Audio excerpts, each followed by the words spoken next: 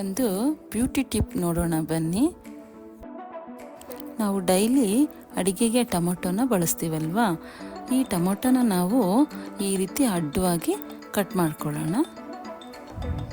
ನೋಡಿ ಈ ಥರ. ಈಗ ಇದರಲ್ಲಿರೋ ಬೀಜನೆಲ್ಲ ನಾವು ಒಂದು ಲೋಟಕ್ಕೆ ತೆಕ್ಕೊಳ್ಳೋಣ. ಈ ರೀತಿ ಎಲ್ಲ ಬೀಜಗಳನ್ನು ತೆಕ್ಕೊಳ್ಳೋಣ.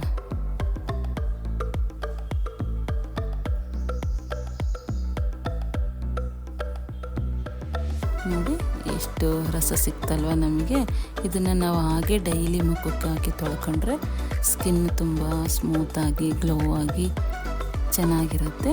ಇಲ್ಲ ಅಂದರೆ ಒಂದು ಬಟ್ಲಲ್ಲಿ ಒಂದು ಸ್ಪೂನ್ ಕಡಲೆ ಹಿಟ್ಟು ತೊಗೊಂಡು ಅದಕ್ಕೆ ಹಾಕಿ ಕಲಸಿ ಪೇಸ್ಟ್ ಥರ ಮಾಡಿ ನಾವು ಡೈಲಿ ಹಚ್ಚಿ ಒಂದು 10 ನಿಮಿಷ ಬಿಟ್ಟು ವಾಶ್ ಮಾಡ್ಕೊಂಡ್ರು ಸೂಪರಾಗಿ ಸ್ಕಿನ್ ಇರುತ್ತೆ.